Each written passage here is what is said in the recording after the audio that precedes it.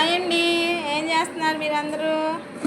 ఈరోజు మళ్ళీ గెనుసుగడ్డలు వండానండి. నేను వాళ్ళ పొయ్యి మీద పెట్టి బయటికి వెళ్ళేసరికి మాడిపోయినాయండి. ఇట్లా మాడిని భలే టేస్ట్ ఉంటాయి తెలుసా. ఎప్పుడన్నా మాడిని తిన్నారా మీరు?